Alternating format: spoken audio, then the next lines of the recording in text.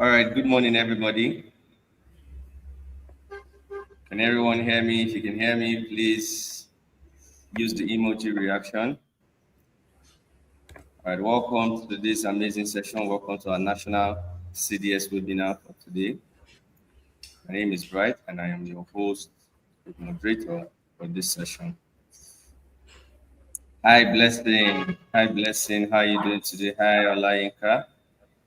All right, so let's endeavor to use the chat box, right? We'll have access to the chat box, use the emoji, tell us where you're joining from, what state you're joining from. Let's rep our state in the chat box. Let's rep our state in the chat box.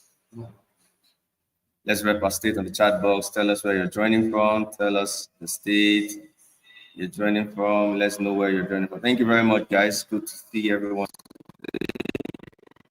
And also, it's a pleasure being here today.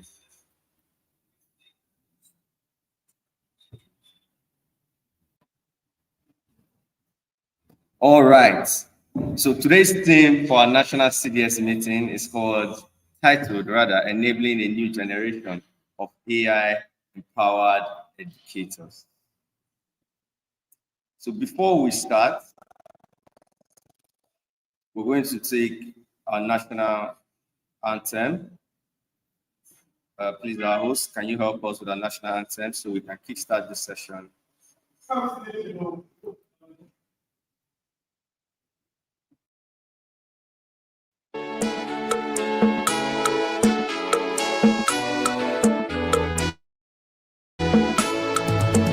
Nigeria, we hail you, our own dear native land. No tribe and tongue may differ. Nigeria's all I'm proud to serve. Our sovereign motherland.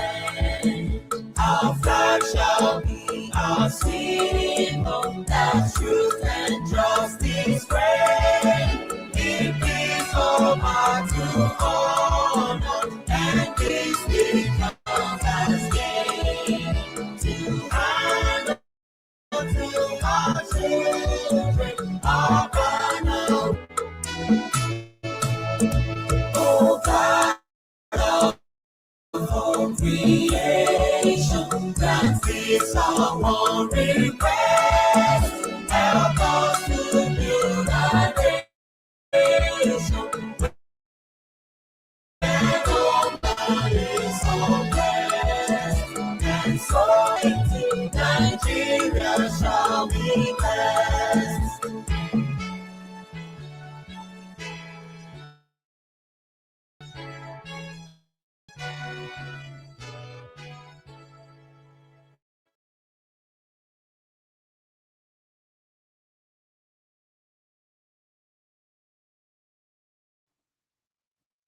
All right, thank you very much, guys. Thank you for that wonderful national anthem, where peace and justice should reign. So moving on to the reason why we're here today with the theme, enabling a new generation of AI-empowered educators. With me here, I have our wonderful, lovely, and insightful speaker that's going to take us through this section with the name of Remy. Let's give out the emojis for Remy. Let's give her the emojis. So she's coming to give us, to demystify what artificial intelligence is for every one of us. So we will be able to have a basic fundamental knowledge of what AI is. All right, so moving on, we'll also be touching some of the vision for AI in Nigeria education, and also overcoming AI fears and embracing professional evolution. Right, so before we welcome our speaker onto the stage, there are very crucial things that will guide us in this session, which is things that we need, some unique links that will be posted. Please, the host, can you help us pin the unique link on the screen so our participants and everyone can see the link. Now, what is the unique link? The unique link is the access to the resources which every one of us is expected to register and have access to the resources now. All right, so permit me to welcome to the stage our wonderful speaker with the name of Remy. Remy, if you can hear me.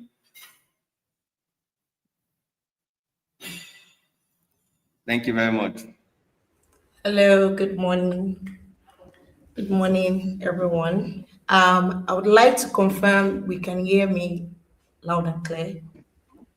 Oh, yes. Personally, from my end, I can hear you. So I believe Yes. all our other guys So here. I'll need the moderator to confirm if everyone can hear me. All right. Okay. All right. So, and also if they can see the slides. Not yet, Can they see the but we know we slides? can hear you loud and clear. All right. The slide is Oh, coming up now. okay. Yes, we can. From Bus. Oh, Yes, amazing. we Thank can see you. your slide and also hear you perfectly. Thank you so much. All right. Thank you so much, Bright, for this opportunity. I believe we're going to have a good experience learning about artificial intelligence. So I'll just get straight into it. So we're currently running this program that has been developed by the Raspberry Pi Foundation and Google DeepMind. The program is called Experience AI. So it's basically a free training where, just like Bright has mentioned, we are touching the fundamentals of artificial intelligence, helping us grasp the basic concepts, right? And some people may be wondering, oh, why is this important? Why do I need this, right? I'll take you back to when Google was still a fresh idea or a fresh innovation, right? The guys that understood it earlier were able to were able to understand it, take advantage of its benefits, and also not fall for any negative impact technology may have on them, right? So this is why we are coming forth with this training. All right. So why is AI literacy important? We know that the emergence of several tools that are coming up, these tools that are being built, what are their purposes? What should they serve? And what are they actually serving? Right? What is the impact, positive or negative, on you and your community and even your nation? Right? Billions and millions of people are beginning to use these tools around the world, and it's changing quickly every day. It's changing quickly every day, right? There's one of the AI tools that wasn't added here. It's called Claude, right? If you follow some of these artificial intelligence conversations online, Claude releases new features every other week, right? Every other week they're coming up with new features that is, trying to, reduce the time of performing certain tasks. All right. So for this session, we aim to inform you, for you to even guide. I know some of us may be working as teachers in our PPAs, right? This is an extension from you to them to even guide them on the role and the use of AI. All right. Um, and AI, just like I've mentioned, it affects everything we are currently have, everything that currently exists, especially within our work and life areas, right? So AI helps to improve efficiency. It helps to automate routine work. It helps to uncover insights in any industry. So somebody here that you want to start your career path, you're thinking of different career paths, or you're thinking of, you've been hearing the news about AI taking over all our jobs, right? Begin to have this basic understanding to know that, there's the role of AI, there's the role of the artificial intelligence, and there's also the human intelligence, which is superior. All right. So, what is intelligence generally? We know intelligence is the ability to learn. So most times people say, "Oh, it's just you're learning, right?" Somebody that is intelligence, is a few way knows book, right? But it's beyond that. You can have the capacity to, to contain so much knowledge, but are you able to adapt? Are you able to react to new situations? Right? If you teach a child A for apple, you don't expect the child to stop at that. Is the child able to relate A to different types of nouns, for example, right? That's when you begin to see, the intelligence pull through. Now, what is artificial intelligence? Artificial intelligence is basically the design and study of systems that appear to mimic, keyword here is mimic, intelligent behavior. So in its own name, it reveals itself, right? It's intelligent, but the intelligence is artificial. And as we go on, we begin to see how artificial this is. Or maybe I should just, you know, I mentioned earlier that some of the AI tools we use, ChatGPT, Gemini, and Co. You'll be amazing to find out that the source of the data of those tools are from what people have actually created. All right. So when you go to Google, you search for a particular topic. What is artificial intelligence, for example? What Google gives you is a result page, right? A result page of a website link and a snippet of what that result is for you, or your answer is, right? So when you click on that link, it goes to a company's website, right? On that company's website, sometimes it's a blog post, and you see the name of the person that wrote that article. You see the department, right? You see the details to see that this person actually did their own research, probably read books, right? Deduced, made deductions, and came up with this definition. Now, your ChatGPT, your Gemini, your Claude, what they do is they take all of these articles, right? Some of the sources of their information, about 60% of it web, comes from the web. Another percentage comes from Reddit. They use Reddit as some of their source of data.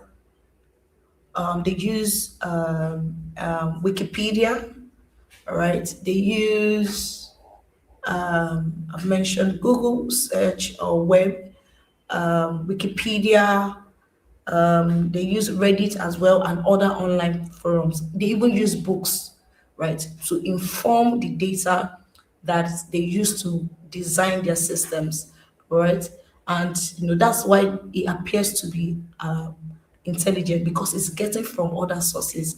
And what it's doing so efficiently and effective is that is able to take all of that data and churn it out into something that is meaningful to you based on the questions you ask it. All right. So keyword mimic intelligent behavior. All right. Let's quickly move on. I think we're going to skip this video. All right. So what you're seeing on your screen, it says, is this piece of paper intelligent? So this is an activity, and I'll just quickly tell you, you can try out this activity in your groups, communities. If you plan to share these lessons with students, you can also try this activity with them. It's basically a game of artificial intelligence versus human intelligence, right? We all know our X and O game, right? X and O game. So what you do here is you draw these boxes, right? Without the X and O, right? On this sheet, this is the piece of paper. This is the piece of paper we are trying to find out if it's intelligent or not, right? So you get two volunteers, right? One will play with this piece of paper. The other person will play with their human intelligence, right? So the person with the piece of paper starts first and goes through the instructions on the piece of paper. So at the end of the day, you find out, who is winning. Is it the piece of paper or the human intelligence? If the piece of paper wins, that means that piece of paper is intelligent, and if not, it is not. It is not intelligent. All right. So quickly, let's go to a model. A model is a representation of a real world context, right? What it means is our AI tools are built using models, right? An AI model is a computer program that has been trained on data to recognize patterns, predictions, and generate new content. So sometimes when you use ChatGPT, you will see some names or some numbers behind it. You see GPT 4.0, for example, right? So that's the model, that's the computer program that has been trained on data to recognize patterns, predictions, and generate new content. And sometimes you will see that, this, I think this started with 3.5. There's the 3.5 model, there's the 4.0, right? So 3.5 and 4.0, 4.0 will have new data that has been trained on to better recognize patterns and make better predictions. That's why sometimes now, the models are, or rather the AI tools are going subscription based, right? So if you pay for subscription, you get the better model, right, which is able to give you better answers or content. All right. So yes, so we've touched on this. Generative AI applications are built to generate creative content such as text, images, and sound, right? Text, images, and sound is generative because you input a query or a request and it generates an output for you in terms of your response or solution, right? But it's not limited to text. I know ChatGPT, most of it is text, but some other models, there are images, there are sounds, right? There are AI tools you can use to generate soundtrack, right? You're a filmmaker here or you're a content creator, right? There are AI tools you can use to generate soundtracks and all of that, right? This is an example of an AI application. What it does is it identify images. I think in our own time we can go on to learn more about computer vision. Is a type of AI tool, but it predicts if you upload an image onto the app, it predicts what type of image it is. All right. So let's quickly do this activity. All right. Let's quickly do this activity. Spreadsheets that uses formulas to work out the total cost of a holiday. Is it AI or not AI? I'll need us to drop comments, right? Spreadsheet that use formulas to work out the total cost of a holiday. Do you think it's AI or not AI?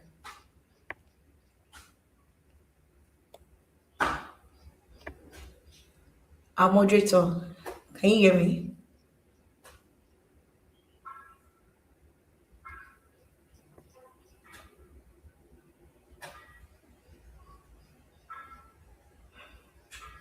All right. I believe we are all answering. We'll get back to your answers later. All right. So spreadsheet formula is not AI, right? These questions are just preliminary. I will explain the intent behind them shortly. All right. Online streaming services. Do you think it's AI or not AI? Online streaming service, AI or not AI? All right. Okay. So drop your comments. It's actually AI. So let's move on. Okay, let's look at this last one. Customer service chatbots that tries to solve common problems that customers usually have. AI or not AI? I know some of us may be business owners here. You have your small, medium scale business, you use WhatsApp business.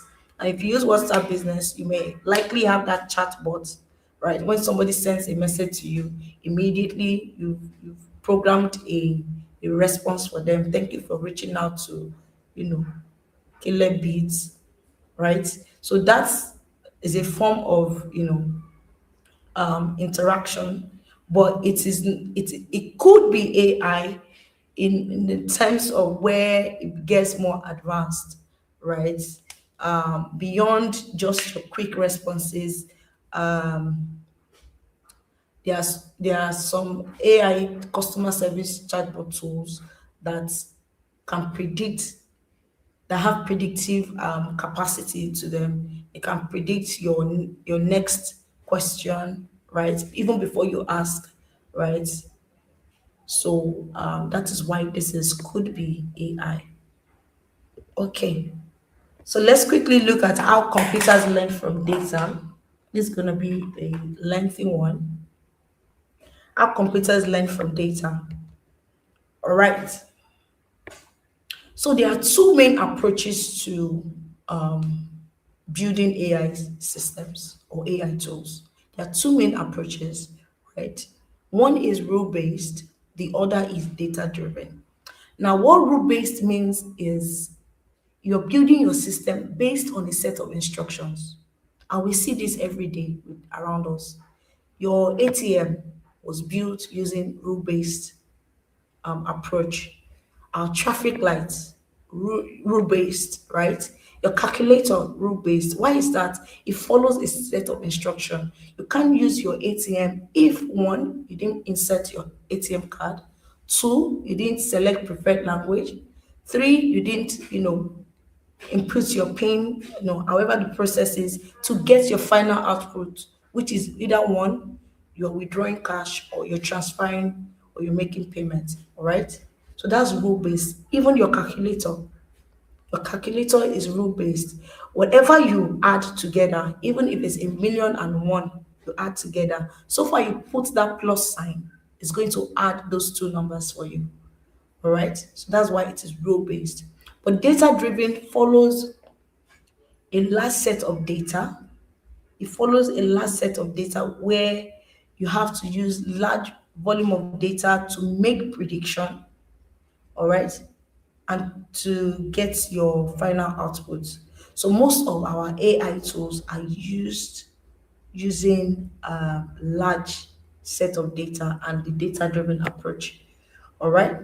So that question I asked earlier, where I asked spreadsheet that uses formula, right? It is rule based, it's not data driven, right? Meaning it doesn't use a large set of data, but you only use a set of rules to get a particular outcome.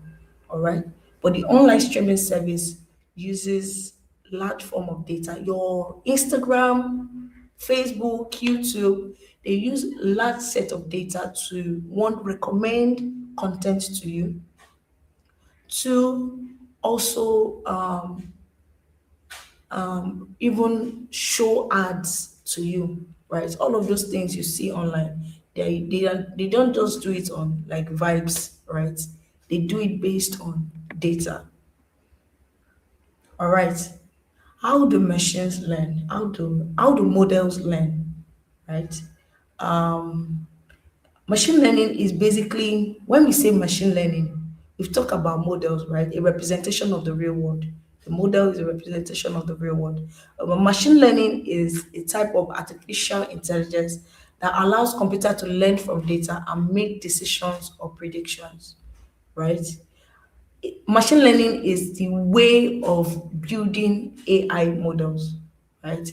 Machine learning is what is done so that ChatGPT is able to interpret your inputs and get the right output for you. Do you understand? So it's a way of building AI systems using statistics, right? Instead of writing out rules in a program. Machine learning systems are called data driven.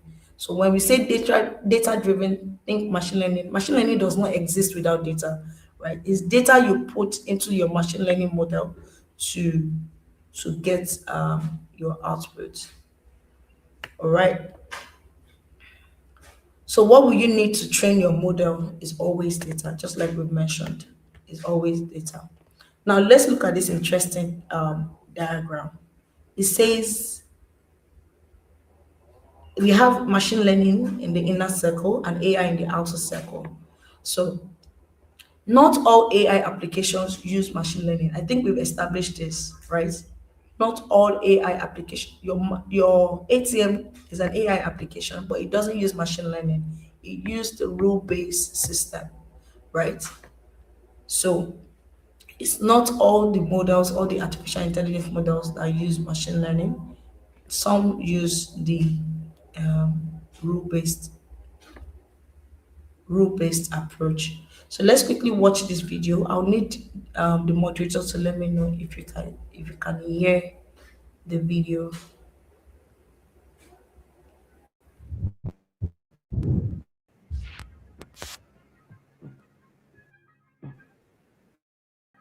I keep hearing these two machine learning, but to be completely honest with you, I'm not quite clear on what the difference between them actually is.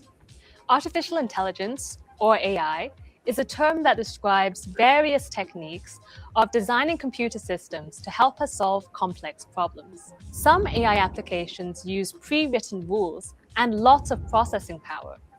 But more often now, engineers use data instead of instructions.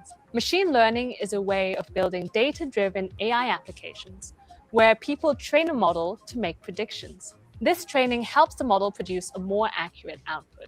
Machine learning is a part of AI, but it's not the whole of AI. What do you mean when you say it makes a prediction? If I asked you a maths question, like what is 2 times 2, you could give me an exact answer. We don't need a machine learning model to help with that. But for a more complex question, like whether your favorite football team will win or lose their next match, you couldn't give me a precise answer. You'd have to make a prediction. You might consider how well the team has been playing recently, the strength of their opponent, or whether key players have been injured. Your answer would start with something like, I think, or maybe they will. There is some uncertainty there because you're guessing. Models trained with machine learning work in a similar way. They can't tell us the exact answer, so instead they're trained with lots of data to make the best guess possible. How do you use machine learning? My team works on YouTube auto chapters, which automatically splits a video into different parts and gives these chapters titles. For example, it might split a video of a streamer playing a game into the introduction of the game and clips of this person playing different levels. Videos are complex and there are lots of things to consider. What's in the image, what words are said, and what comes before and after every moment in the video. By training a model using lots of example videos and chapters, the model will process the videos as data, identifying the different things that are happening in the videos and what they correspond to. The model can then generate chapter titles that are similar to the examples it was trained with. These are still guesses or predictions, though. The model would need a human to watch the video and tell it whether the title was any good or not. If the title is no good, then we might train the model with more examples and try again. Right, I'm a bit clearer now. Artificial intelligence describes a variety of techniques for designing computer systems to solve complex problems. One of them is machine learning, using example data to train a model and make better predictions. Amazing. So I hope we took notes of the difference there. Okay. All right, so let's quickly look at the types of machine learning, and I'll use practical examples here so that it sticks, right? So the first one is supervised learning. Supervised learning, when you're building a machine learning using supervised learning, what you're doing is you are building a system where the data is prevented by human beings. And I'll give an example to explain that. Some of us, when we go to a website, you usually see that captcha, right? Captcha, where you have to identify if there's a bicycle in this image, right? In hindsight, what you're doing is you're training a model. Some of these models are used in self-driving cars, right? So that the models help the car to be smart enough to identify if it's approaching a traffic light, right? If it's approaching a certain turn, all right. So that's what supervised learning does. Another example is your Gmail, right? When an email comes into your inbox and you select and Gmail asks you, is this spam? If you tick yes or no, right, That is you're training a model to be smarter so that next time such email comes, if you say it is spam, it doesn't come straight into your inbox, it goes into your spam messages. All right. So supervised learning needs data that has been preprocessed by a human, and it requires a lot of data to train. All right. Another example of supervised learning is your true caller. All right. True caller uses supervised learning because after several times, if people have saved a particular number as, say, for example, Femi fraud, right? You as a person that has never encountered that number before, if the person calls you and you go to Truecaller, you begin to see that person's name as Femi fraud because several people have identified or verified that that person is actually fraud. All right. Unsupervised learning use cluster data. An example for this is our social media, right? You use cluster data to group the audience together. So, say for example, you're interested, you like a post about Arsenal winning a match, right? Instagram is going to group you under what? Sports. It'll group you under interest. Your interest in on the platform is what? Sports related. Say you like a a makeup video, for example, it groups you under beauty. All right. So that's how unsupervised learning works. Then reinforcement learning is basically just trial by error. Just imagine you're learning a recipe for the first time. You try, you know, you miss it, you adjust again, and this is usually for mainly robotics, right? It's well known in robotics engineering, where they teach robots how to perform simple tasks, right? Initially, they don't get it right, but through several, trial and error sessions, the model becomes smarter. All right. So types of machine learning, we've talked about this. Supervised learning, you can see it highlighted here. It trains training requires example data. Unsupervised learning, grouping data that is similar. Reinforcement learning is learning by trial and error. All right. So quickly we'll look at our classification topic. So classification basically is, so now that you have your data, you want to train your data, how do you classify or group your data so that your model understands what is happening? So imagine you are building your own chat GPT, for example, and you just get data from different sources. You don't categorize it to say, okay, this kind of data, this kind of text is fashion related, is beauty related, is sports related, is science related, right? So that by the time people are begin to make inquiries, it doesn't just model up different things and give it as output, right? So once the model is trained, new data can be fed into the model and it will produce a prediction of which class the data belongs to. So now, let's say we want to build a system that can identify fruits, right? We actually have an example of a, a supermarket AI. So you've been approached, you're an organization and you've been approached by a supermarket to say, help us build an AI tool that can identify fruits in our store. All right. So the first step you do is collect different images of apples, of fruits rather, generally, different types of fruits, different shapes of fruits, right? You collect them and you begin to put them in categories. The first thing you do is label them. You label it as, what you're doing is you're trying to teach the model to say, once you see this image, know it is apple. That is what labeling does.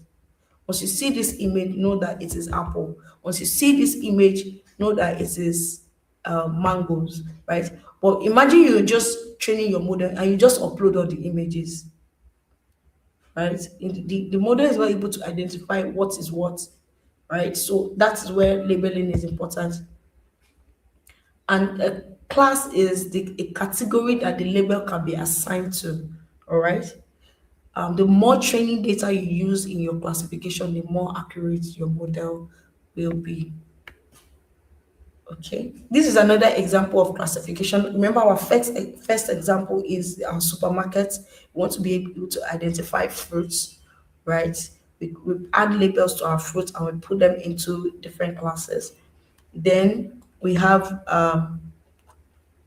another example here where you can separate the reviews. Let's say we are reviewing a book, for example, you can separate reviews by negative or positive comments, right? Some of these AI tools are used to rate based on the words. So let's say the review says, I like, I enjoyed, it was satisfying, right? You train that model to identify that comment as a positive review. And if it says, like we have this example here, it's a waste of money, did not, not is a very strong negative word. It will identify that comment as a what? Negative review. All right. So in the link that's been shared with you, please check the pinned comment. You see access to the resources. All of these slides I'm sharing, you can have access to them, right? Once you click on that link, just copy it somewhere, save it, and so that you can go back, register, and download all the resources. All right. So we've quickly talked about our AI supermarkets. Now, what this one is saying is we are going to be using supervised learning where we'll be uploading, as time will permit us, we'll look at we are actually going to build a model that can identify fruits for a supermarket. So let's move on.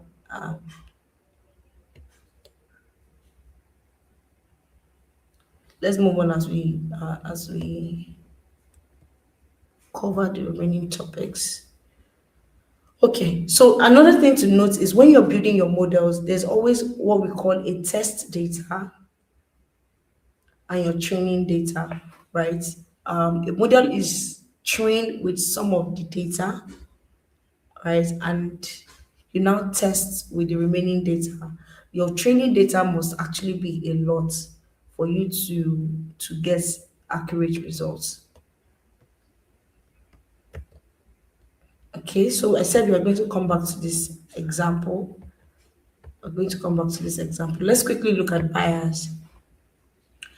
Bias is when the output of a machine learning model favors some things and they prioritize or exclude the others. So the reason for this is for us to be able to understand how these AI models that have been built or have been built can either favor or disfavor us, and how we can step up to the people that actually build these models. All right. And even you, as someone that, I'm very sure we're speaking to great minds here, right? You have ideas, you have visions, right? You might want to build something now or in the near future, right? You must think bias when you're building any AI tool. And what bias is you must consider everybody, right? You consider every skin tone, every language, every type of person, right? To be able to have a equitable tool. Right. So data bias basically just covers on the quantity of data. It looks at how well your data is, the quality of your data, if it represents the your target audience, right? So the first question it is asked is, was the data enough? And was the right data used, right? So in our supermarket model, for example, if we want to test our system, the number of images we use, is it enough to say to test this model? And was the right data used? Are we using pictures of green apples, red apples, right? Are we using pictures of all the types of apples there are, right? Then we have our societal bias. Societal bias is basically, you using existing bias in the society to build your models. And we can see that across gender, see that across religion, we see that across, class in society. We see that across, I mentioned religion. We see that across, oh, just revealed the answer. We see that across values. All right. So quickly, let's take this activity. You see an ad, right? And the ad says an advertisement. It says computer programmer jobs only being shown to users that a social media platform has identified as male. A computer programmer job only being shown to users that a social media platform has identified as male. Do you think that is data or societal bias? So, our moderator, please up check the comments for answers, right? If you, a computer programmer jobs, imagine LinkedIn showing computer programmer jobs only to men. Would you say that is data or societal bias? So the answer is societal bias. And that's because we said societal bias uses existing bias in the society, which can be gender, religion, or values. All right. So we have another interesting example where data bias can lead to societal bias, right? I don't know when you guys observed when we started having facial recognition phones, right? When we started having facial recognition phones, remember it couldn't really, get our faces properly because what at the initial stage the guys that built it only tested using their own skin tones, right? As time went on, and that itself is a bias, right? And it's racial bias, right? But as time went on, they began to expand the scope to include more skin tones. That's why you see this, variety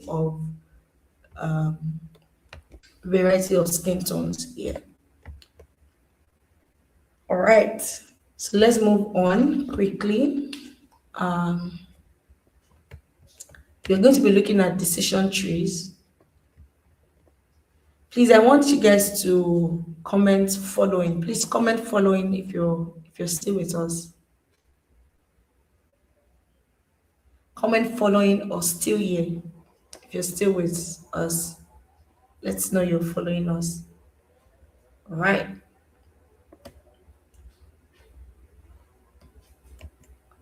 Okay.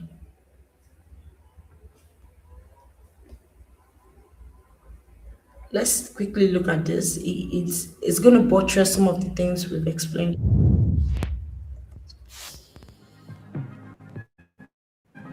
Do all machine learning models work in the same way?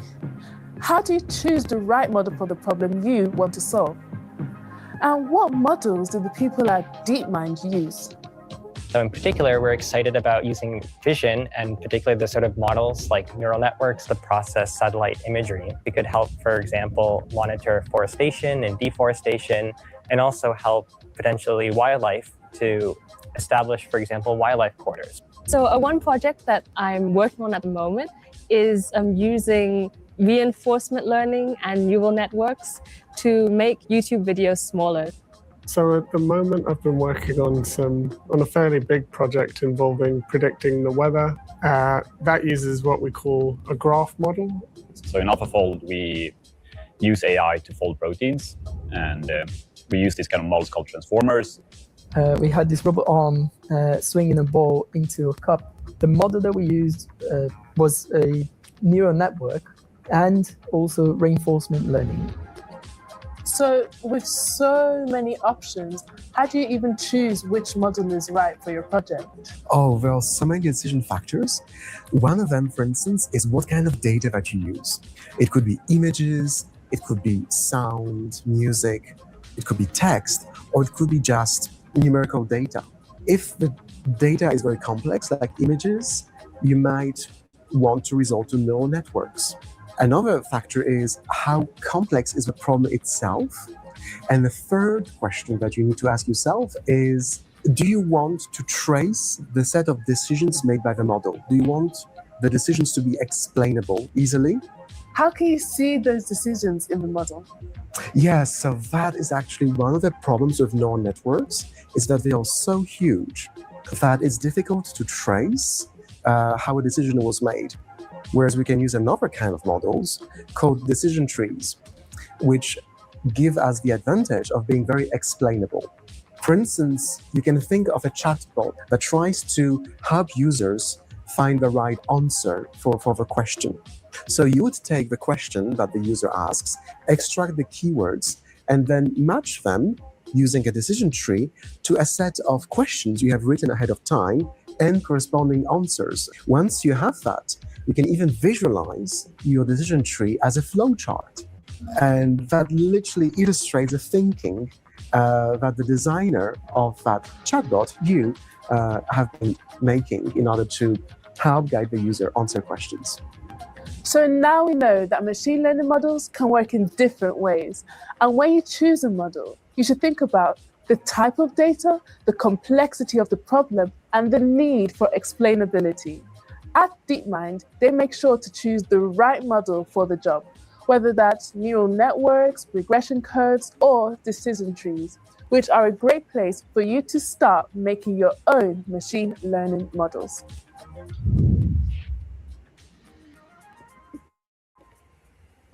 All right. So I believe this helped us understand better the type of models that exist. So if you're someone that you're interested in artificial intelligence, right? Like we said, this session is a fundamental session.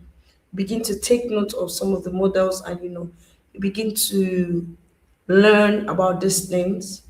All right.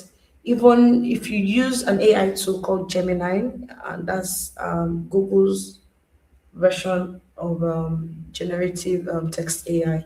If you use Gemini, there's something on Gemini called guided learning, right? If you go to guided learning on Gemini and you select a particular topic, subject you want to learn, right? It now takes you step by step on how to gain mastery on that particular subject or topic. So that's an aside. I know it will be beneficial for someone. All right. So now a decision tree is a type of model that is created using supervised learning and can be used to classify data. All right. So in a decision tree, you usually have a first decision node, which we call the roots. Then we have the leaves, and we have the leaves. The leaf, what a leaf means here is the end of that particular node, right? From a leaf, you cannot form a new node, and I will explain it. So, say for example, you want to create a decision tree that helps to decide. Let's say you work in a bank, right? You want to decide if you should open another branch of the bank somewhere else, right? So you want to create a decision tree that can help guide that. So now the first question you usually have here will be your roots. It's from your roots you spread out, right? You usually have, if as a bank manager, right, you have the criteria, the requirements, right? You have your requirement and you prioritize your requirements. So say for example, your first requirement is population size, right? Say, are there people in that community, or right, that would even, transact with the bank, right? If that's your first priority, it becomes your roots. Then you spread out from there, right? You spread out from there into different, decisions, till you finally get your final decision. Let's look at a practical example. This is a more animated example. Classifying animals. If you want to use a decision tree here, let's say, please let's look at this image on the right. What would the prediction be for this animal? Um, if if let's look at milk. If milk equals true, if milk equals true,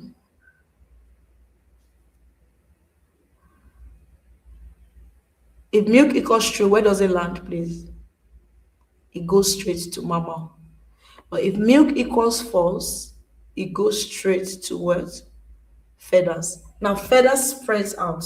So now this mammal now is a leaf. You can see we cannot create further branches here. Right? It's a leaf, that's the end of it. Right? But going to feathers, feathers expands into is does the animal, so when you see equals true, it's shortening the question to say, does the animal have feathers, right? That's what feathers equals true means. If true, that animal is a bird. If false, we further break it down. Does the animal have a backbone? If it's true, it falls into fins. If it's false, it falls into airborne, right? And it goes on like that. So at the end of the day, we have, we are trying to classify different animals. You have amphibian, you have reptile, invertebrates, and you have bug, right? Those are the classes of animals you're trying to, get at the end of the day. So this particular one is for classification of animals, right? Just as in the video explained, right? You have to consider the type of data you want to use. Decision trees have a high level of explainability, right?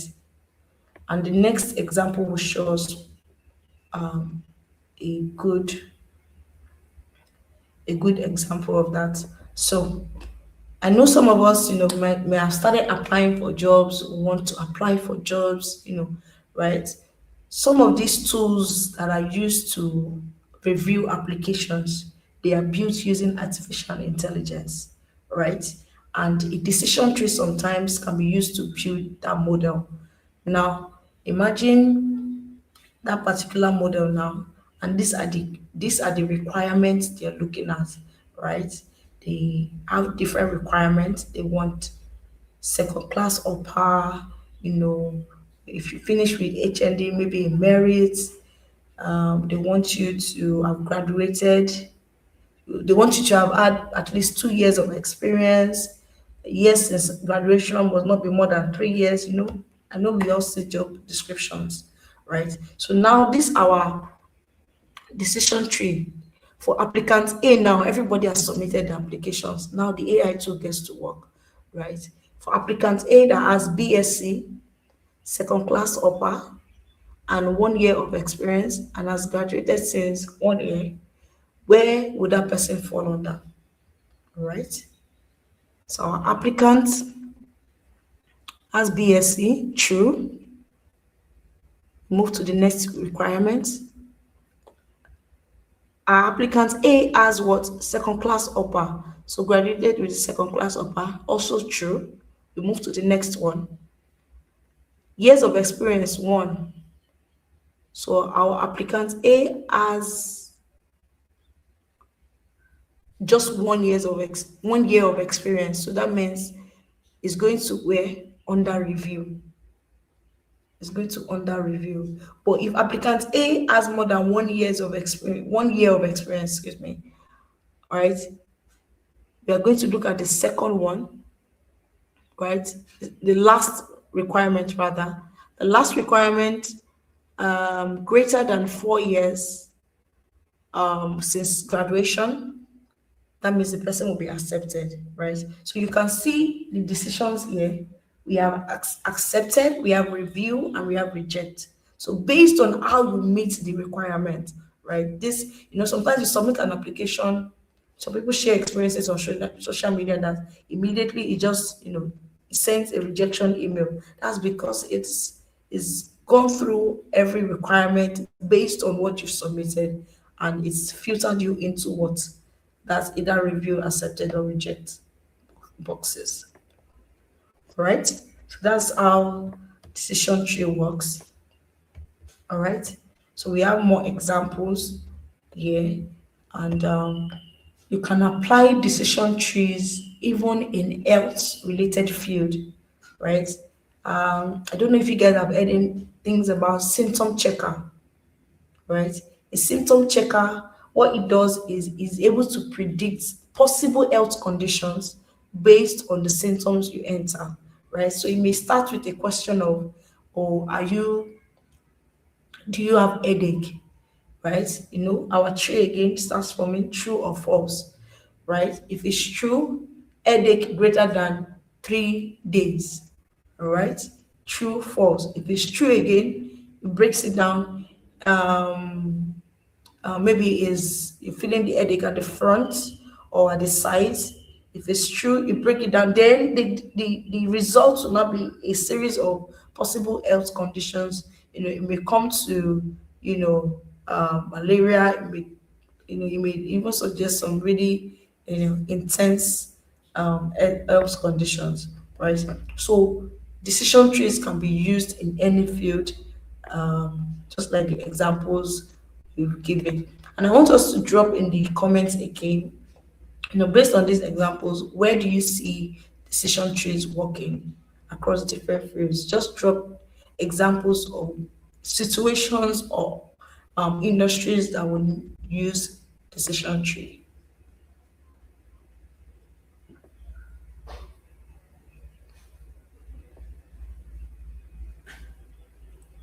All right.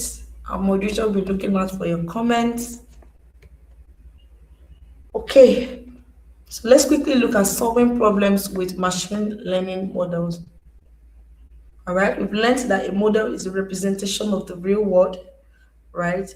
We've learned that machine learning helps you to use vast amount of data to make predictions. All right. Now, if you want to build a model, for example, what does that process look like? The first is you're defining the problem, you prepare your data, you train the model, you test the model, you evaluate the model, and you explain the model. So defining the problem is basically your business is to align with what your business and the value you're trying to deliver, right? Let's say you're coming up, you want to build a startup. What's you want to build a startup and your product is an AI tool. You have to define the problem you're solving. What problem do you see in the society that you want to solve? And we'll quickly look at some of the SDG goals, right? So you're looking for problems to solve. These are the problems, right? The United Nations they've created, 17 goals that act as a framework to build a better future for everyone, right? A better future is the ultimate value, right? For every business. It could be a better future in health, a better future in youth development, for example, right? But that's the ultimate goal for everyone. So based on all of this, let me expand on it, right? What solution do you think your AI tool or your AI resource or your AI knowledge can help solve, right? This should help us get thinking. And I know some of us are taking notes. Just you can also Google this and begin to think about what solutions do I want to build for a better future. All right. So this is an activity. This platform would not is not the best to explore this activity. But so this is an example of a project classifying data from world oceans. You want to build an AI tool that's identifying fake news, or you're going into the agri sector, right? You want to be able to classify organic and non-organic waste, right? It's the possibilities are really endless. All right. So again, let's quickly take a look at this. See how AI.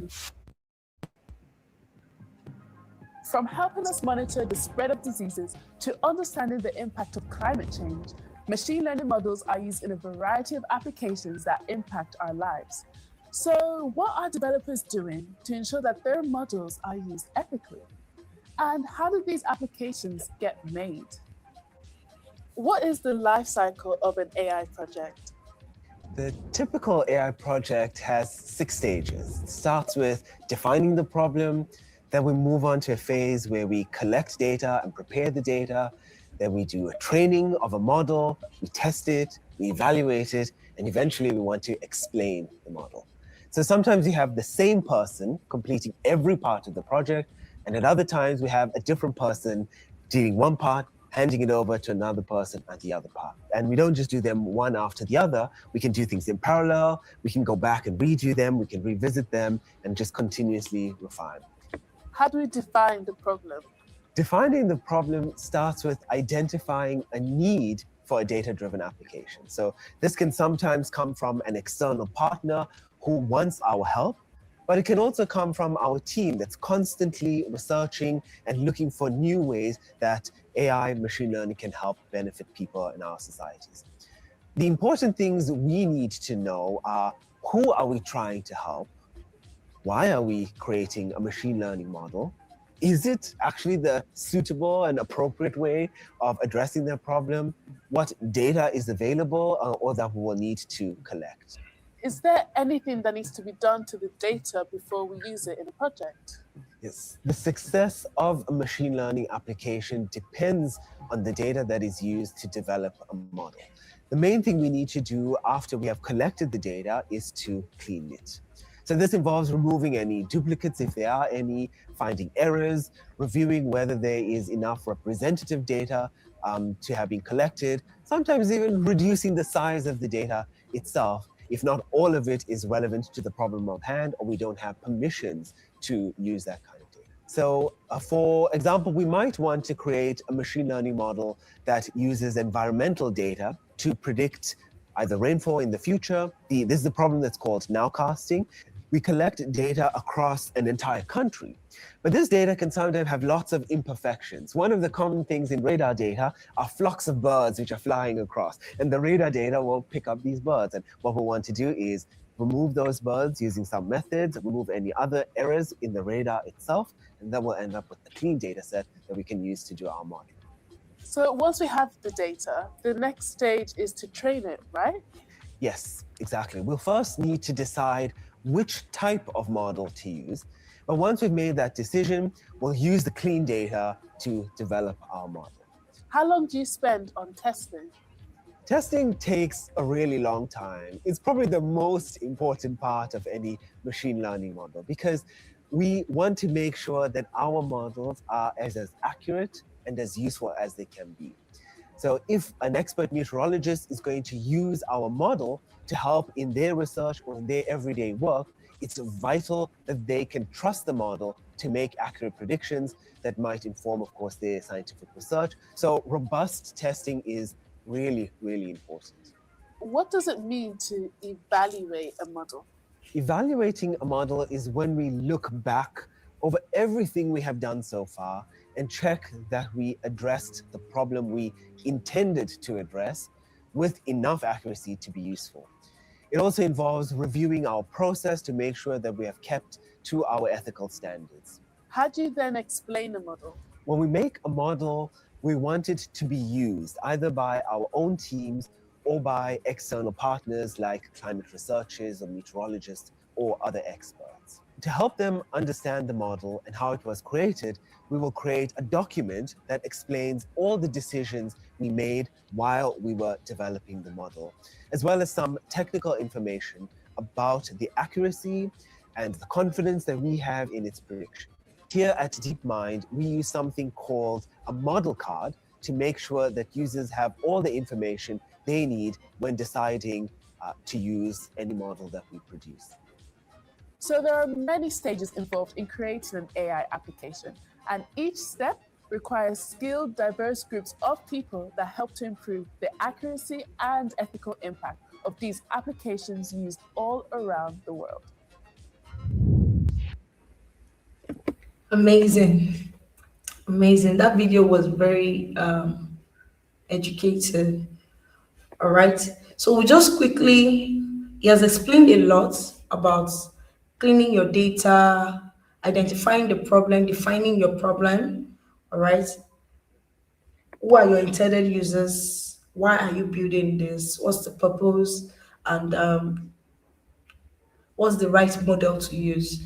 Now, preparing data, this is a practical example of this. You can see, as looking at this, you might look at this table and think, oh, all is perfect. But if you take a closer look, there's something they call, once you see a table like this, it's something we call, it's called the grain of the table. You're looking across. So this whole row tells a story, right? The name of this elephant is Echo. The animal type is an elephant. The name is Echo. The animal type is an elephant, and it weighs this particular kg. The height is this. It is this age, and this gender. Right. So a table usually tells a story of your data, and now you want to look for one missing values, right?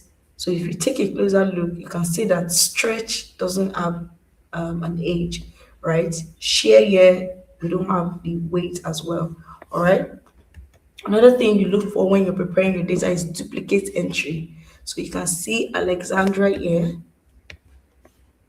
Alexander is repeated year and year. All right. Look for invalid data. That's outside of normal range. If you're measuring in meters, it should come in meters, right? If you're measuring in kg, every data should come in kg. All right. Then we've talked about stage two, preparing your data. Then you go to training your model. Then you test your model, right? Measuring accuracy during testing, what you're trying to do here is basically know how correct your model is. So there are two things. There's accuracy, there's the confidence score. The accuracy tells you how often the AI makes the correct decision overall, right? While the confidence score shows how sure the AI tool is certain about a single specific prediction. All right. So those are the things you're looking at, and this is the formula to measure your accuracy. You're looking at the number of correct predictions over your total number of predictions. Okay. So if you're building a model that can predict weather in your area, what would you set as the confidence threshold for a machine learning model used in an application? You're going to one, ideally think it should be 100%, but 80% will be acceptable, right? By the time you build your model and you begin to test the accuracy, you should be able to say if you get a confidence level of 80%, right? That should be acceptable. Anything below 80%, that means that model needs to be reworked, right? And I need to say this, that sometimes you you go back to retest, add more data to your model to make better predictions, right? So if you get a lower score, it shouldn't mean that you stop there, right? Go back to your data, add more data, check the quality of your data, and retest your model. All right. Reporting on the accuracy of a model. So let's look at student A and student B. Both students have trained a model aimed at identifying fake news. Which model would you use? 2, what information is missing to help you make this decision? So let's drop some comments. Let's look at student A and student B. Accuracy of model equals to 56 for student A. Accuracy of model equals to 95. Overall, I feel like, I don't know what you guys think. I think student B, I'll go with student B, because if overall accuracy of a model, remember accuracy is the overall confidence threshold is a particular output. So I'll go for student B, but please let me know in the comments what model you go for, student A's model or student B's model. Okay, we are almost done. We're looking at AI related careers now. AI related careers, right? So I want us to look at this diagram on the right. So we have subject experts, we have users of AI applications, and we have designers and developers of AI applications, right? So there are different ways to, to enter this AI industry. You can either be a developer, a designer, that's the most obvious one. But we also have subject experts. I'll give you an example of a lady who pitched at the Harvard Business Startup program. And what's a solution? She backs it up with the history of no innovation has been done in the hairdressing industry, right? She put up data of, now this is defining your problem for somebody who wants to, you have a startup in mind, or an idea in mind, defining your problem, right? So she said no innovation has been done. She brought up data about, hairdressers having arthritis, the number of hours they stay braiding hair, right? So what's a solution? Let's come up with a solution that helps people to hairdressers to braid hair. And the way it works is the hairdresser starts at the root of the hair, right? And they train a model, in a robotic format that completes the braiding. All right. So that's our innovation, right? So you might be someone that is a subject expert in health, in agriculture, right? That you have an idea, right? You use AI to solve a problem in that your subject, in that your expert, your area of expertise, right? Okay. So we're looking at different areas. We've talked about health, doctors, right? Artists, also scientists, journalists, fashion designers, using artificial intelligence. All right. Using machine learning models can solve problems even in climate, right? And more areas. Okay, let's quickly look at this. The word is anthropomorphism. Anthropomorphism. And the reason why we are quickly inserting this is just for us to have the knowledge, right? Basically, what anthropomorphism is saying is don't give human traits to AI tools. Do not give human traits to AI tools, right? We've talked about the sources of data for some of these AI tools, right? They mimic intelligent behavior. They are not the original source of the data they use, right? So you can't give them human traits, right? So that's what anthropomorphism is clamoring, all right? Earlier, you heard me mention the sources of data for ChatGPT. This is what I was talking about then, right? So GPT-3, this is the name of the model. GPT-3 was built with 60% of data collected from websites between 2011 and 2021.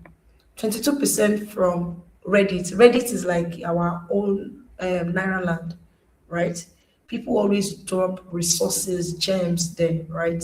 So 22% from Reddit, 16% from books available on the open web, and 3% from Wikipedia, right? So you can now say, I'm quickly going. You can't say an AI tool developed something or created something. No, it only generated an output for you.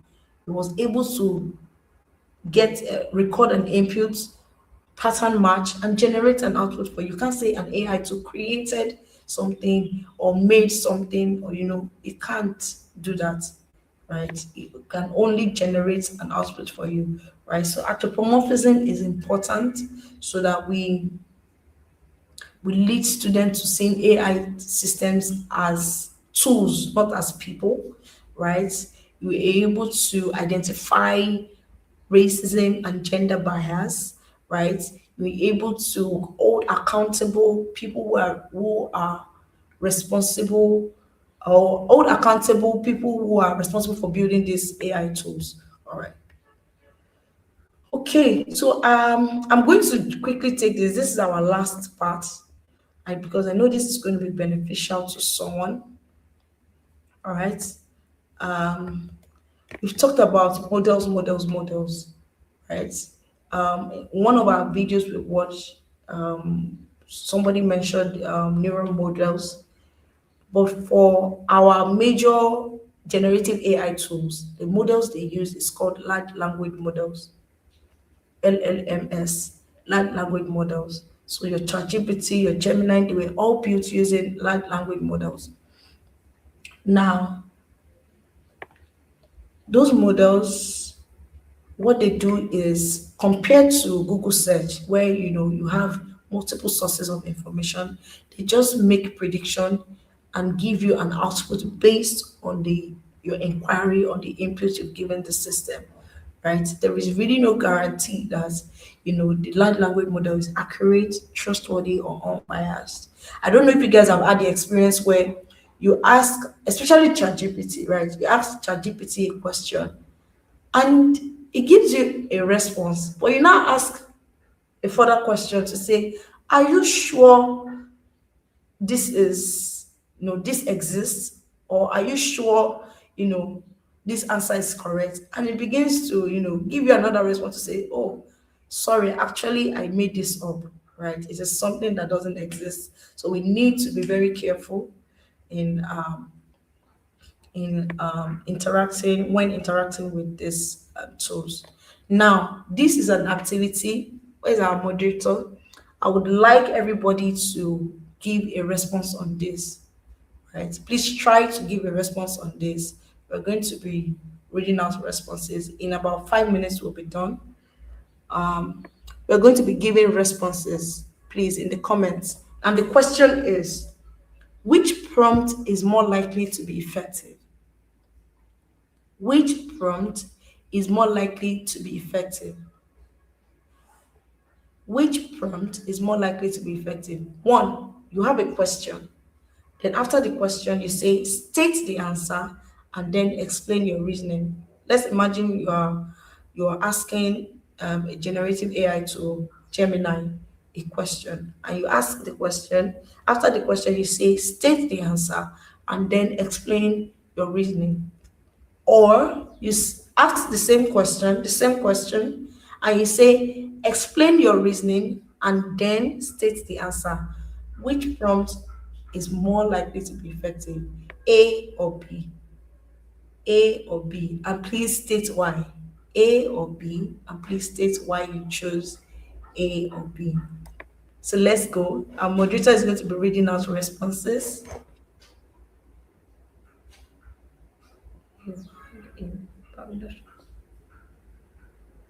Okay. I think we can drop let's drop the attendance. We can drop the attendance. We're done. Let's drop the attendance and let's call back the people that have left. That the attendance has now been dropped so that they can join back and fill the attendance form.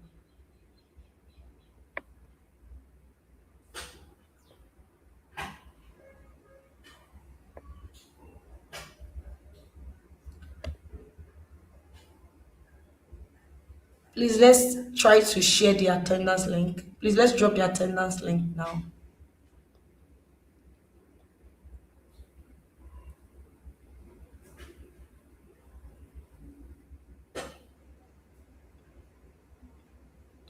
Let's call back the guys. Let's go back to our WhatsApp groups and tell them the attendance link has been dropped. Please join to fill the attendance.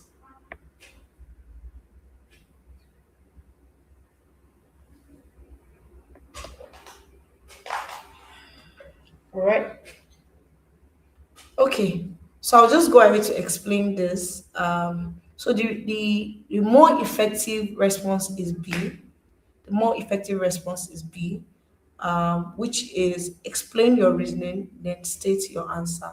And the reason for that is, we said one of the sources of information for this large language models are books, right? Imagine you want to create a model that will help students to pass their jam exams, right? You train your model on a government textbook, for example. If you ask the model a question, right, and you tell it to explain your reasoning and then state your answer, what it does is instead of just going straight to the chapter that question concerns, right, it goes through all the pages of the book from the first page to the last page to select where that topic appears and how it relates to each chapter from front to back and gives you a more formatted answer, unlike the first one where it will just go straight to where the question is, the chapter where the question falls and just picks the answer for you. All right. So when you're writing your prompts, try to use this second model more. All right.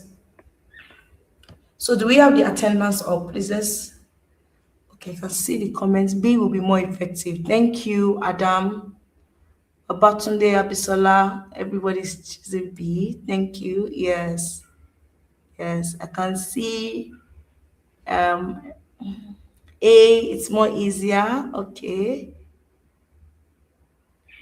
Errol Essay. Thank you so much for your responses. Thank you. So I would like us to quickly take that attendance link, take the attendance link and fill it. Go back to your groups. Please go back to your groups. Bright, if we can have a message on the groups to say attendance link has been dropped.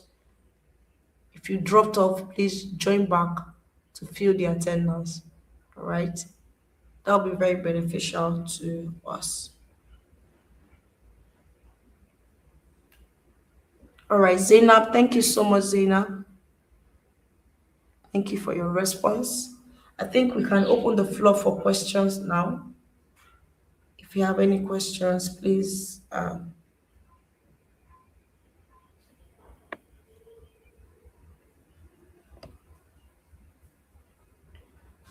Any questions, please? Our moderator, are you there, please? Bright.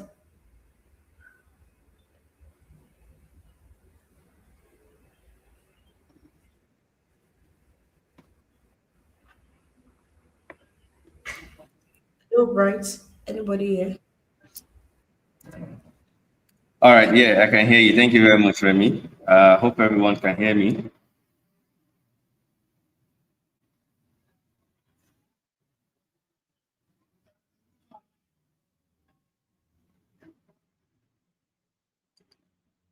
Okay, wonderful, wonderful. Thank you very much, guys. Thank you. A round of applause for our wonderful speaker. Please let's react with our emojis. This was an amazing session. Very, very, very, very great session. I had, gained a lot of insight in terms of artificial intelligence, right? So while we are moving on to this other stage, we'll be taking a few questions, but I think I have, some questions from my end to our wonderful speaker. I hope our host can bring her back up. So,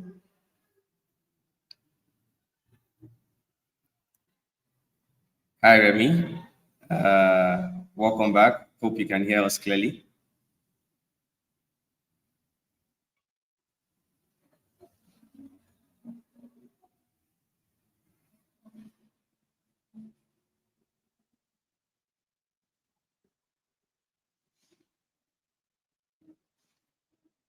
Can anyone hear me? If you can hear me, please, the emoji reaction. Yes, we can. All right. Thank you very much, Eric Paul. I think our host is having probably, let's jam our hands together for our wonderful speaker. Jam your hands together for our wonderful speaker. I believe this session has been a very great one. And right, so we'll be diving into the Q&A. So for those of us that have questions, please kindly drop your question on the chat box. We'll be picking from the chat box one after the other. So I have a question, right, from my end to our speaker, Remy.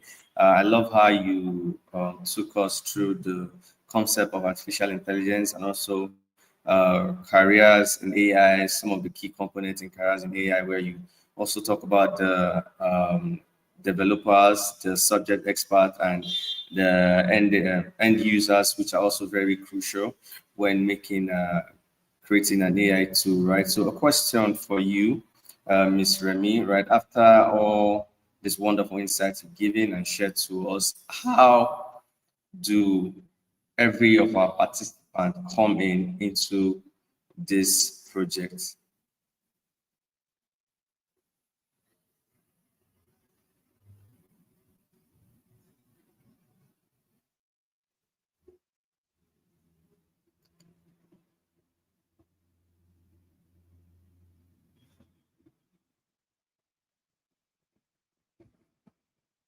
Apologies. Yes.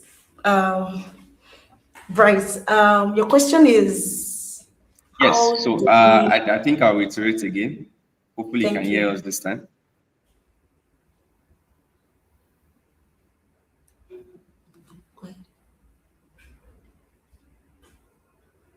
All right. Probably it's the network glitch. Hopefully she's back very soon. No, I'm here. Can you hear me?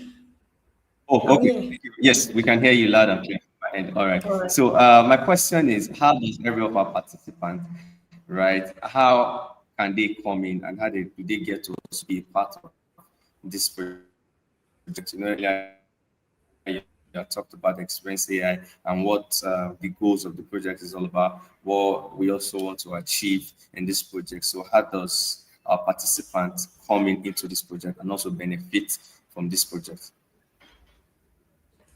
Okay. Okay, so one way you can start is, earlier we shared a link where you can have access to all of these resources, right? So sign up there and download all these resources. And as part of your, personal CDS or just, urge to impact younger generation, you can use those resources to train, right? To train students in your schools if you're teaching or students in your community, all right? Um, Once you fill this attendance form, we will also send an email to you with all of these links as well for you to get started. Can share the resources with you. You can share the resources with you, so that you can download them, have them, and also start training others, right? So the goal is not for the knowledge to just stay with you. You need to let it flow to the next, to the next set of people, which are maybe secondary school students, junior secondary or senior junior and senior secondary school students. All right. All right. So do we have the attendance up now?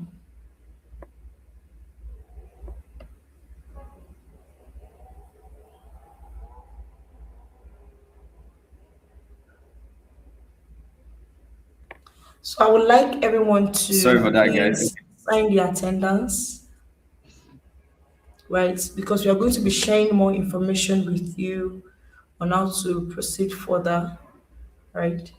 So please, that attendance, you need to fill it if you want more. All right, thank you. Okay, it said there's a question from one of our participants. It says, as a person, I really don't have the knowledge for this beforehand. And having been taught about machine learning model, I found it very interesting and enlightening. So how do I continue with it? All right, that's an amazing question, and I'm really encouraged by your your interest, right? So the first step you do is you can first Google. We've said we are going to share these resources with you, right? But if you want to go in depth, there are so many resources online, so many, right? You can just Google machine learning courses, all right? And to just give you a nudge, right? It has a lot of maths, statistics, right? Your ChatGPT doesn't identify words as words; it actually identify words as numbers, right? So the neural networks that they've been talking about is a lot of numbers moving around for it to make sense as an output. All right, so just Google machine learning courses. There are courses on Google, Grow with Google. There are courses on Coursera, right? There are courses on Udemy. There are courses on Udacity. All right, so many courses on different learning platforms.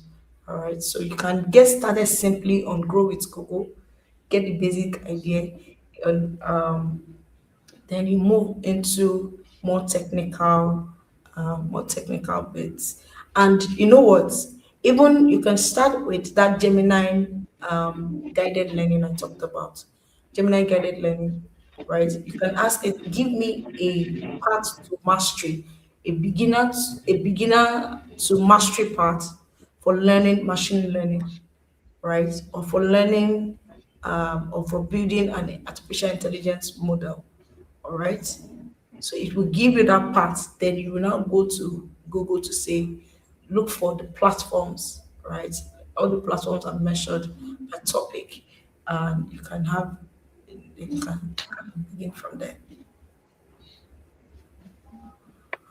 All right. All right, thank you very much, Remy. Hope Shadia Oriade, hope that answers your questions clearly. It's been an amazing session. I'm not even going to lie, right? You can see the whole participation, the whole questions. Where can we get the resources? Yeah, so there's a unique link, right, on the group, on the chat that has been pinned. When you click on the unique link, you can have access. So when you click on the link, you're going to see on the homepage that tells you to sign up. So it's expected of you to sign up, and then you can have access to all the resources because all the resources are free, free, free, free, free, free.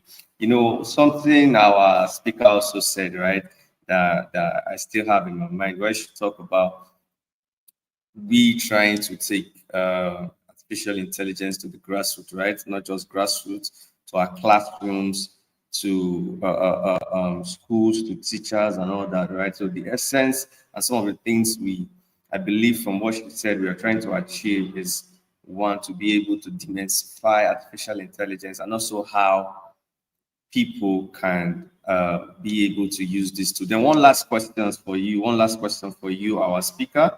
I don't know if you can hear me clearly. All Yes. right, thank you very much. So, it's there's this should I say notion or that's been going on, right, where people say artificial intelligence tends to diminish or reduce the creative part of the human intelligence. So, what are the ethical side that we as people or humans need to be aware of, and how we can also apply this ethics when we use this AI tool? Yes, yes. Thank you so much. And with that, I'll just quickly look at this, right? You look at the fairness, accountability, the transparency, and the security of an AI tool. Um, Now, if we go back to what we said about how AI tools like your ChatGPT, how they get their data, right? Remember that example where I said, usually before a ChatGPT, right? Before ChatGPT, all we knew was Google. You go to Google, ask Google a question, right? You see a result page, different links, right? You can link it to a website, right? You link it to a website, you're able to read that website. On that website, you see that article and you see the name of the person that wrote it, right? Um, and sometimes these guys that write these articles, they actually studied that particular topic. That means they went 4 years in school, right? They wrote research papers, right? For them to have that level of expertise, right? Now they put that resource online, and ChatGPT is taking that as a form of data source to train its own model, right? So it's coming from somebody's mind, right? So your mind is always superior to an AI model. Your mind is ever superior to an AI model, right? So there's something going on right now that people are starting to discover, where everybody is beginning to sounding the same. Everybody is beginning to sound the same, right? Where maybe you're an HR, for example, everybody is going to ChatGPT, write my CV for me, write this cover letter for me. Now, remember the source of that ChatGPT. Remember the source of that ChatGPT is several sources, but it's pulling from the web and existing information that has come out of somebody's human mind. All right. So now you are writing cover letters with ChatGPT, is giving you the same thing with every other person. All right. Now, ChatGPT is limited by the already released human intelligence, right? It's limited by that. So, a solution that people are now looking for is originality, right? They are looking for originality, that everybody is beginning to sound the same. And if you look at the job market now, there are some interesting roles that are coming up, and you will not believe it's communications, right? Companies are looking for comms experts that will help them sound unique, right? Because now everything is being generated from already existing human intelligence, right? So it's always important that as much as you use these AI tools, right, do not surrender, I'll say surrender your own intelligence to it, right? You must identify that why it is smarter than you currently is because it is gathering knowledge from people that are even more experienced than you, right? It's gathering knowledge so you can learn faster through it, right? But your own just know that it's limited in creating new things, right? It's limited in creating new things. It can help you learn faster because it has gathered experience. Almost like, you know, uh, what's the analogy I can use here now? I don't think anyone is coming, but you've it's almost like you're entering a university, you're 100 level, right? ChatGPT is the guy that has gone to 400 level students, right? And they've tutored him, they've given him all the past questions and the notes and everything. Now ChatGPT at the same 100 level with you is smarter, just because it has access to that information. But to create new things, right? So if you're asking it question, don't like I said, don't surrender your intelligence to it.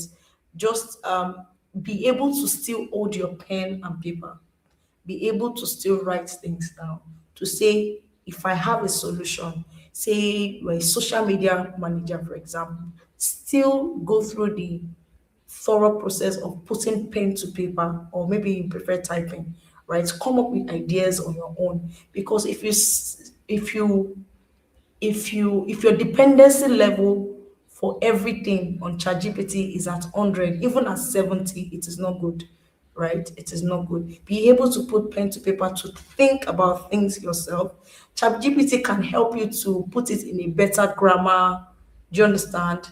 Organize the thoughts, but not create the actual results for you. Because at the end of the day, you're just lending out your own, you know. There's something that's, I don't know, it's a bit of cognitive development, right? Once you don't put your brain to use, it goes into rest mode. By the time you now need it, at a point where everybody will start sounding the same thing because we are all generating from the same AI tools, right? By the time you need your brain to now start generating new things, it may get stuck. Right. That is when, I see, maybe I don't pray it out, but I see coaches now, people that will now start coaching people on how to think creatively, how to think on your own, right? By the time, these tools, we are so used to these tools, and we are not able, we've put our brain on rest mode. It should never go on rest mode. Remember, it mimics intelligent behavior. You are the one intelligent here. Right. I guess I don't know if that answers. I was rambling, Thank but you. yeah. Yes. That was very, very insightful, right? So I think I picked a lot of things, right, from what you said. The one is putting your pen to paper, and also, right, do not lose the creativity. Do not lose your creativity, rather, because the AI tool is just like a mirror that helps us to, replicate our intelligence. And with the whole generic response we see online these days, Yeah, it yeah. indirectly tells us that, LinkedIn posts. humans Remember your to LinkedIn lose posts, that all the creativity. LinkedIn Thank you posts. very much. Thank you very much for that one, first, man. I believe Yeah. all of our participants here, right? Thank you. Thank you very much, Remy. Thank you. Thank you very much, Remy. Thank you very much, guys. I can see a lot of us from different states: Benue, Lagos, Abuja, Kaduna, Kano. Everyone here is representing their state, and also everyone is contributing to this section. Thank you very much, guys. Thank you for joining. I remain a wonderful moderator for today. My name is Omoka. Thank you for having us. Thank you. So you still have access to the unique link. You can see it there. So for your friends who probably dropped off on the call, you can share the attendance to them so they can fill the attendance. And also, in terms of the attendance, where you see the educator's name and email, is trying to tell you to put your own name and email address, then, and every other necessary details on the attendance form. Thank you very much, guys. Thank you for joining today's session, and I hope you had a wonderful time, just like I did. Thank you, Remy. Thank you for having us. And also, I will leave you for now. And this junction in French, we say au revoir. Bye, guys. Over to you, our host.